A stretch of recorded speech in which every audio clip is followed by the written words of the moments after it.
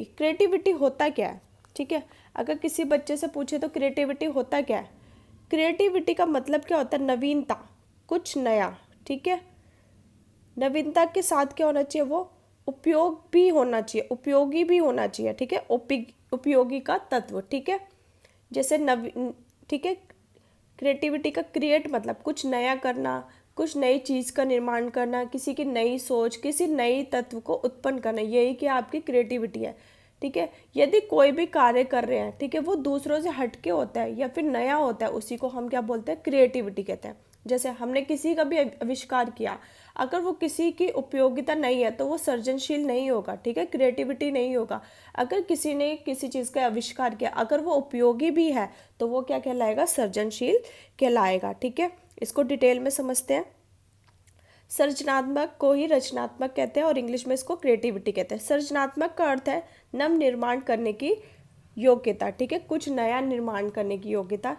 नवीन मतलब नवीनता, कुछ नया, और उसकी उपयोगिता भी होना चाहिए। अगर वो उपयोगी है तब भी वो क्रिएटिविटी कहलाएगा। अगर वो बेकार की चीज़ है, उसका कोई उपयोग ही नहीं है, महत्व नहीं है, तो वो सृजनशील नहीं कहलाएगा, ठीक है। क्रिएट का शाब्दिक अर्थ होता है सर्जन करना, कुछ नया उत्पन्न करना। क्रिएटिविटी का अर्थ हुआ विचारों और वस्तुओं में नए संबंध देखना। कुछ विद्वानों ने सृजनात्मकता की परिभाषा प्रस्तुत करने का प्रयास किया जो निम्नलिखित है। जेम्स डेवन के अनुसार सृजनात्मक मुख्यतः नवीन रचना या उत्पादन में अनिवार्य रूप से होती है। क्रोन क्रो के अनुसार सर्जन व्यक्ता मौलिकता के परिणामों को अभिव्यक्त करने की एक मानसिक प्रक्रिया है।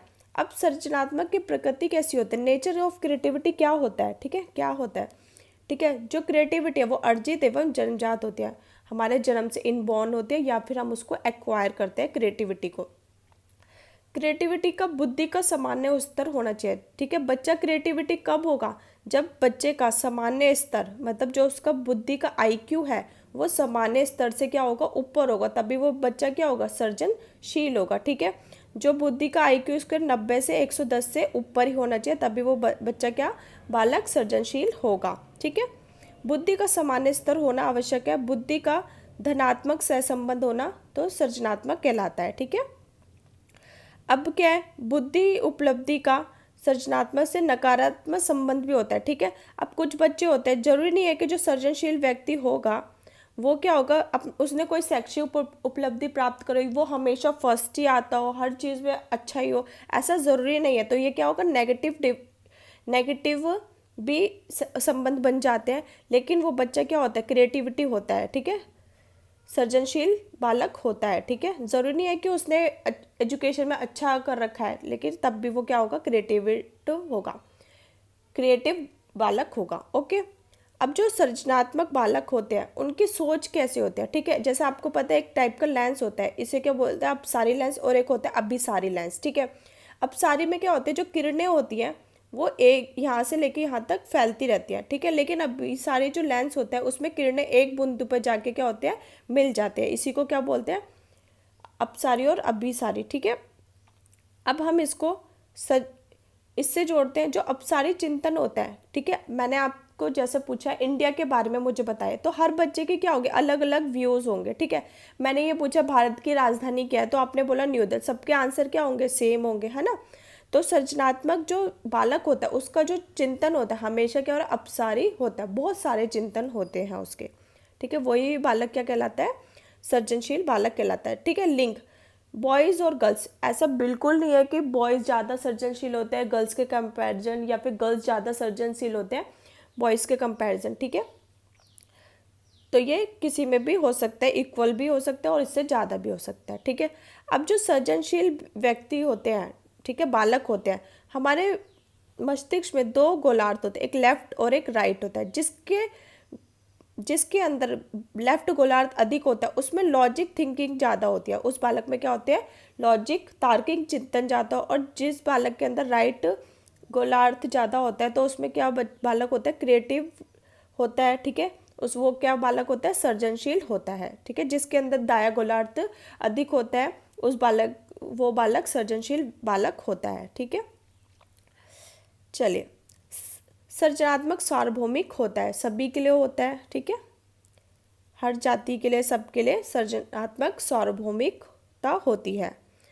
अब सर्जनशील बालकों की विशेषता क्या है, हम कैसे पहचान कर सकते हैं कैरेक्टरिस्टिक्स ऑफ क्रिएटिव चिल्ड्रन। ठीक है, ये बालक आत्म विरोधी होते हैं। ठीक है, मतलब अपने ही कार्यों का स्वयं विरोध करते हैं कि हम इसको कैसे कार्य को और बेहतर कर सकते हैं। ठीक है, इसलिए क्या होते हैं, आत्म विरोधी होते हैं, बाहर से हंसमुख होते हैं और अंदर से गुमसुम होते हैं। यह अधिक कल्पनाशील होते हैं, मतलब काफ़ी इमेजिन करते हैं और दिवा स्वप्न देखते हैं, मतलब दिन में सपने देखते हैं और उनको पूरा करने की कोशिश करते हैं। ये बालक अधिक दृढ़ निश्चय होते हैं। ठीक है, मतलब एक बार इन्होंने ठान लिया कि हाँ मुझे ये कार्य करना है तो करना है। ठीक है, उससे पीछे नहीं हटते चाहे उनको कितनी ही मेहनत करनी पड़े। ये बालक संवेदनशील होते हैं, सीरियस होते हैं। ठीक है, जैसे कि हमें अपना बीएड का एग्ज़ाम क्लियर करना है तो हम क्या है, सीरियस है, आप मेरी वीडियोस देख रहे हो, नोट्स बना रहे हो, जो मैं बता रही हूँ आप उसको फॉलो कर रहे हो। ठीक है, तो आप क्या हो, संवेदनशील हो, अपने कार्य के प्रति सीरियस हो। ये बालक अपरंपरावादी होते हैं, मतलब जो पहले से परंपरा चली आ रही है उसको क्या करते हैं, ये ब्रेक करते हैं, तोड़ते हैं। अब कैसे तोड़ेंगे, जितने भी बालक आए, जितने भी हमारी जनरेशन के बालक हैं, उन्होंने अभी तक अपनी लाइफ में कुछ नहीं किया, ज़्यादा अचीव नहीं किया, पर ये बालक उन चीज़ों को तोड़ते हैं और कुछ नया उत्पाद करते हैं, कुछ नई चीज़ों को लेके आते हैं। ठीक है, ये बालक क्या होते हैं, साहसी होते हैं। सृजनशील बालक क्या होते हैं, साहसी होते हैं, स्वयं केंद्रित होते हैं, अपनी समस्या को समाधान स्वयं करते हैं, दूसरों पर डिपेंडेंट नहीं होते हैं। ठीक है, बहुमुखी प्रतिभा के धनी होते हैं, बहुत सारी प्रतिभा होती है इनके अंदर, परिश्रमी होते हैं, विचित्र प्रकार की विशेषताएं पाई जाती है सृजनशील बालकों में। ठीक है, अब सृजनात्मक के विभिन्न परीक्षण क्या को हम कैसे कर सकते हैं। ठीक है, सृजनात्मक बालकों की पहचान करने के दो तरीके होते हैं, जैसे कि अवलोकन, ऑब्जर्वेशन के द्वारा, और एक परीक्षण। ठीक है, अब जो गिलफोर्ड थे उन्होंने एक परीक्षण दिया, GMCTGS। ठीक है, इसका नाम है गिलफोर्ड की पत्नी थी मैरीफील्ड। ठीक है, उन्होंने क्रिएटिविटी टेस्ट किया, किसके लिए, कॉलेज स्टूडेंट्स के लिए। ठीक है, तो गिलफोर्ड और मैरीफील्ड का महाविद्यालय के लिए विद्यार्थी के लिए सृजनात्मक परीक्षण किया। ठीक है, ये याद कर लेना, ये आ जाता है आपके एग्जाम में कि सृजनात्मक के विभिन्न परीक्षण बताइए। ठीक है, तो जो गिलफोर्ड थे और उनकी पत्नी मैरीफील्ड ने कॉलेज जो स्टूडेंट थे उनके ऊपर क्या किया, क्रिएटिविटी टेस्ट किया। ठीक है, हिंदी में लिखेंगे गिलफोर्ड और मैरीफील्ड का महाविद्यालय के विद्यार्थी के लिए सृजनात्मक परीक्षण। ठीक है, उन्होंने पहले क्या किया, धारा प्रवाह, मतलब कौन बच्चे क्या है, वर्ड्स को जल्दी पकड़ लेते हैं। ठीक है, जिनकी वर्ड्स फ्लुएंसी ज़्यादा अच्छी है। ठीक है, फिर मौलिकता, फिर विस्तारण और पुनः परिभाषीकरण। फिर सेकंड परीक्षण क्या, TTCT, मतलब Torrance test of creativity thinking. ठीक है, टॉरेंस का शब्द सृजनात्मक चिंतन परीक्षण। ठीक है, ये दो प्रकार का क्या, शाब्दिक और अशाब्दिक। ठीक है, शाब्दिक मतलब किसी शब्द को लेके उनका चिंतन। ठीक है, कोई भी शब्द देते हैं उससे रिलेट करके बताइए। अशाब्दिक मतलब ये होता है जैसे कि कोई पिक्चर दिखा, इससे और कौन कौन सी पिक्चर बन सकते हैं, वो क्या हो गया आपका अशाब्दिक। ठीक है, अब तीसरा परीक्षण किया क्या गया, PCT, Passi creativity test, Passi सृजनात्मक परीक्षण। और फोर्थ आपका टेस्ट किया गया BTCT। ठीक है, Baqar Mehdi test of creative thinker, Baqar Mehdi का सृजनात्मक चिंतन का परीक्षण। ठीक है, ये परीक्षण किए थे। ठीक है, आज मैंने आपको क्रिएटिविटी में बहुत सारी चीज़ें बता दी। ठीक है, क्या बताया, पहले मैंने आपको मीनिंग बताया, डेफिनेशन बता दी। ठीक है, उसके बाद मैंने नेचर बताया आपको, फिर कैरेक्टरिस्टिक्स बताया। ठीक है, और उसका परीक्षण बता दिया। ठीक है, इससे बाहर आपके एग्जाम में कुछ भी नहीं आएगा।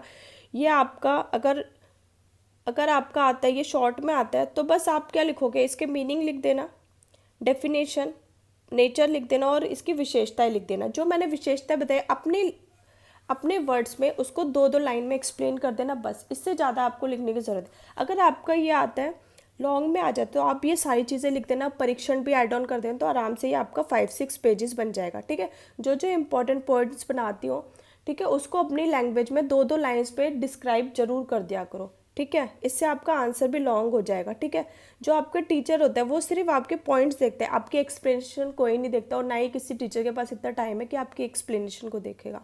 ठीक है, चलिए आज का हम सेशन ओवर करते हैं। ठीक है, आई होप आपको ये अच्छे से समझ आया होगा। कमेंट बॉक्स में ज़रूर बताया कीजिए कि आपको ये सेशन आपके एग्ज़ाम के लिए हेल्पफुल है। ठीक है, चलिए, जो बच्चे मेरे चैनल पे नए आए तो जल्दी से सब्सक्राइब कर दीजिए, लाइक एंड शेयर कर दीजिए, ठीक है। जो मैराथन क्लास है वो उन्हीं बच्चों को मिलेगी जिन्होंने मेरे चैनल को सब्सक्राइब कर रखा है, ठीक है। तो जल्दी से सब्सक्राइब कर दीजिए। Thanks for watching.